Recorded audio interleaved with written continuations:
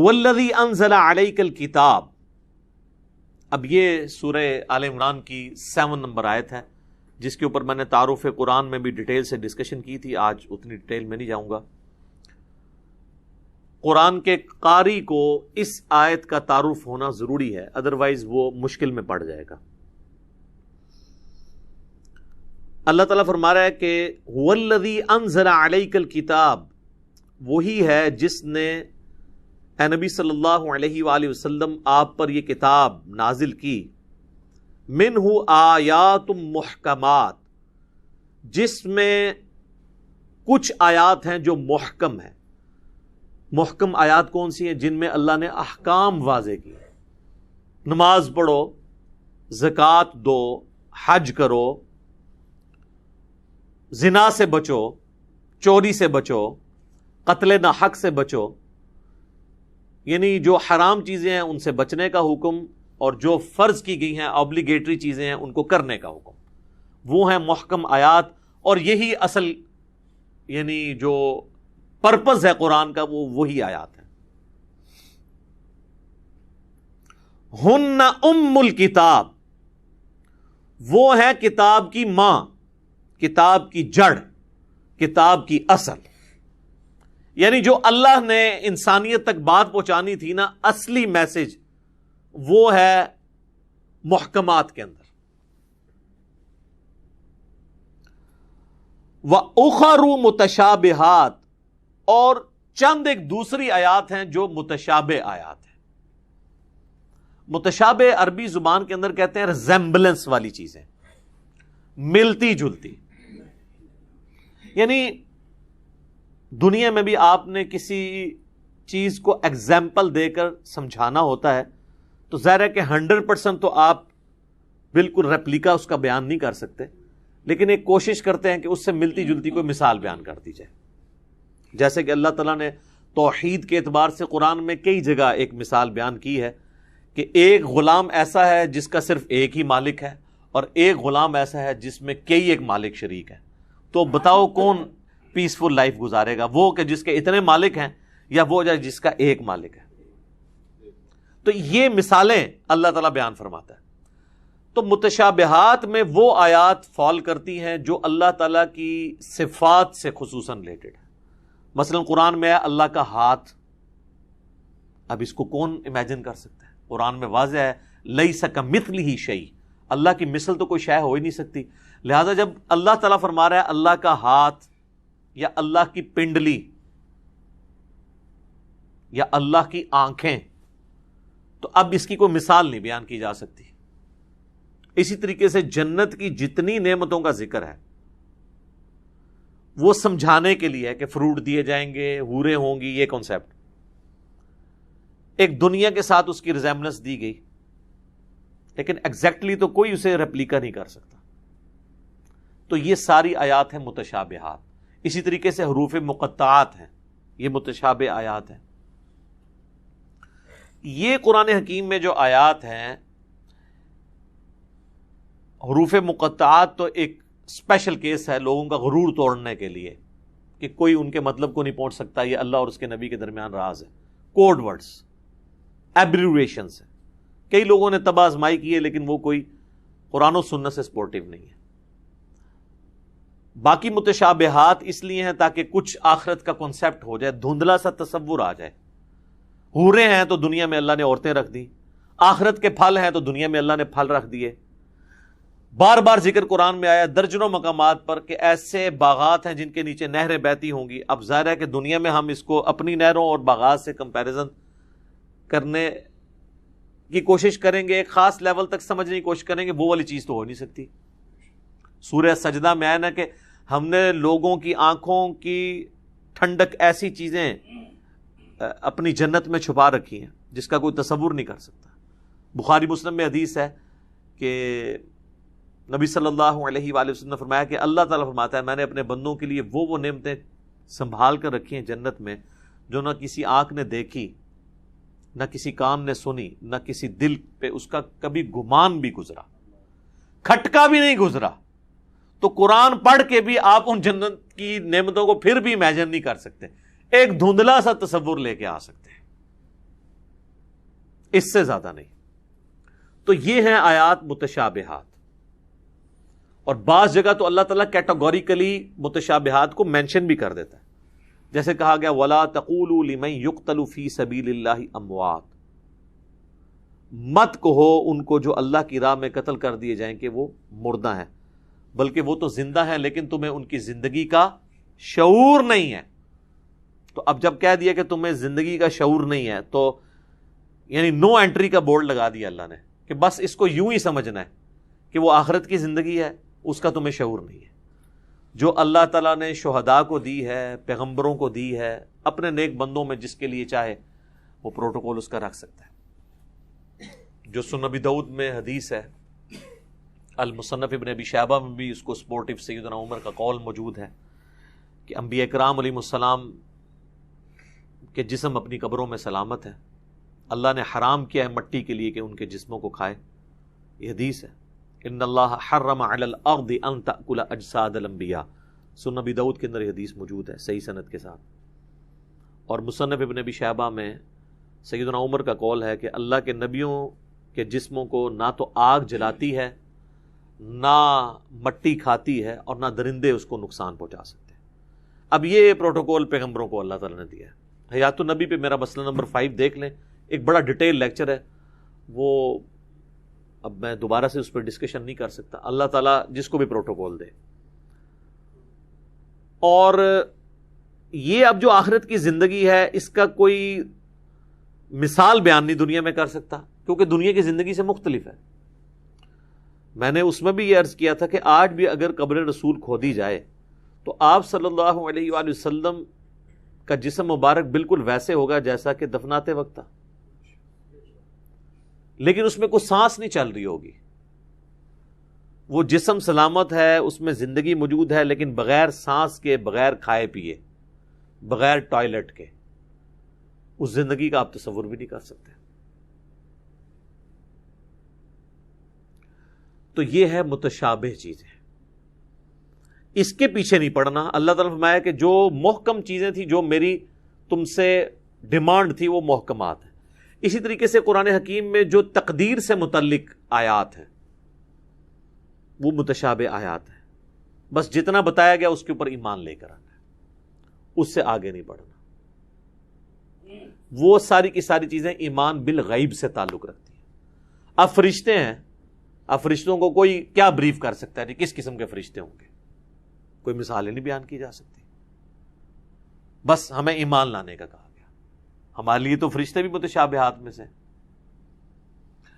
اب اللہ تعالیٰ ایک ورڈکٹ دے رہا ہے یہاں پر، فَأَمَّا الَّذِينَ فِي قُلُوبِهِمْ زَيْغٌ، پس وہ لوگ جن کے دلوں میں ٹیڑھ پن ہوتا ہے، فَيَتَّبِعُونَ مَا تَشَابَهَ مِنْهُ ابْتِغَاءَ الْفِتْنَةِ، تو وہ متشابہ آیات کے پیچھے پڑے رہتے ہیں تاکہ کوئی فتنہ کھڑا کر دے.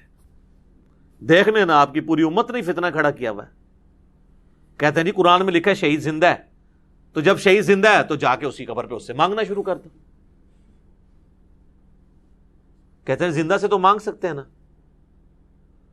تو پھر مجھ سے پکی لے لیں کہ یہ زندہ بندے جو میرے سامنے بیٹھے ہیں، میں ان سے کہوں مجھے پانی پلا دو تو پلا دیں گے. لاؤ کون سا بابا جو دفن ہے جس کی قبر پہ جاؤ تم ہی پانی پی کے بتا دو. اے گھوڑا تے اے مدان ہونے چیک کر لینے زندہ ہے کہ نہیں زندہ. تو کہیں گے نہیں وہ تو آخرت کی زندگی ہے. تو پھر مدد کہاں سے ہوئی؟ جو پانی کا گلاس نہیں آپ کو پکڑوا سکتا، آپ اس کو یا شیخ عبد القادر جنانی کہہ کے مدد کے لیے پکار رہے. کو عقل کام کرتی ہے؟ او اتنی عقل تو ایتھیسٹ کے اندر بھی موجود ہے. یہ چول تو وہ بھی نہیں مارتے جو الہامی کتابوں کے ماننے والے، ایاک نعبد و ایاک نستعین پڑھنے والے، وہ مار رہے ہیں. اور دوسری طرف ان کو ذرا سا مثال دے کے سمجھائیں تو فوراً سمجھ آ جائے گی کہ بارش کون برساتا ہے؟ اللہ. ڈیوٹی کس کی ہے؟ فرشتوں کی. بارش فرشتوں سے مانگی جاتی ہے یا اللہ سے؟ یہ جھگڑا نہیں ہے کہ کسی کو اختیار ہے یا نہیں، اصل جھگڑا یہ ہے کہ مدد کے لیے پکارنا صرف اللہ کو ہے. ظاہری اس باب میں آپ جس کو مرضی پکاریں، کسی یہودی کو بھی، عیسائی کو بھی پکار لیں. بخاری مسلم میں حدیث ہے، نبی علیہ السلام کی جب وفات ہوئی تو آپ کی زرہ چند گندم کے دانوں کے عوض ایک یہودی کے پاس رکھی ہوئی تھی. گروی، تو یہودی سے بھی آپ مدد لے سکتے ہیں، لیکن جو دنیا میں سامنے موجود نہیں یا مر چکا ہے اس سے آپ کمیونیکیشن نہیں کر سکتے۔ تو اللہ تعالیٰ فرماتا ہے کہ جن کے دلوں میں ٹیڑھ پن ہوتا ہے نا، وہ ہمیشہ متشابہات کی پیروی کرتے ہیں تاکہ کوئی فتنہ کھڑا کریں، وابتغاء تأویلہ، اور اس چکر میں رہتے ہیں کہ اس کا کوئی مطلب ہم ڈھونڈ لیں، کوئی تلاش کر لیں۔ تو مطلب کہاں سے ہونا ہے وہ تو پہلے کلیئر کیا جا رہا ہے کہ یہ متشابہات ہیں۔ وما يعلم تأویلہ الا اللہ، اس کی تعویل جو ہے وہ صرف اللہ جانتا ہے، یا ہم بھی جان جائیں گے آخرت میں، دنیا میں نہیں جان سکتے۔ والراسخون فی العلم، اور جو اہل علم ہے، عشق دے چلے نہیں، اہل علم، اللہ تو مانتے ہی اہل علم کو ہے، یقولون آمنا بہ، وہ کہتے ہیں نہیں ہم ایمان لے کر آتے ہیں ان آیات کے اوپر، کل من عند ربنا، یہ سب کی سب آیات ہمارے رب کی طرف سے نازل ہوئی ہیں، یعنی ہم اس چکر میں نہیں پڑتے کہ اس کا مطلب کیا ہے، بس اللہ نے نازل کیا مان لیا۔ وما یذکر الا اولو الالباب، اور نصیحت تو حاصل نہیں کرتے مگر وہ لوگ جو عقل والے ہیں، عشق دے چلے نہیں سر، عقل والے ہیں۔ اس لیے کہا گیا نا انما یخشی اللہ من عبادہ العلماء، اللہ کی خشیت، اللہ کی معرفت صرف اہل علم کو ہے۔ نبی الاسلام کو بھی دعا جو تعلیم کی گئی وہ یہی ہے، رب زدنی علما، سورہ طٰہٰ کے اندر، اے رب میرے علم میں اضافہ کر دے۔ سنن ابن ماجہ میں حدیث ہے، نبی الاسلام فجر کے سلام پھیرنے کے بعد، ام سلمہ کہتی ہیں ہماری ماں کہ فجر کا سلام پھیرنے کے بعد آپ دعا مانگا کرتے تھے، اللہم انی اسألک علما نافعا ورزقا طیبا وعملا متقبلا، میں ایسا علم مانگتا ہوں جو نفع بند ہو، اور ایسا رزق مانگتا ہوں جو پاک ہو، اور ایسا عمل مانگتا ہوں جو تیری بارگاہ میں مقبول بھی ہو۔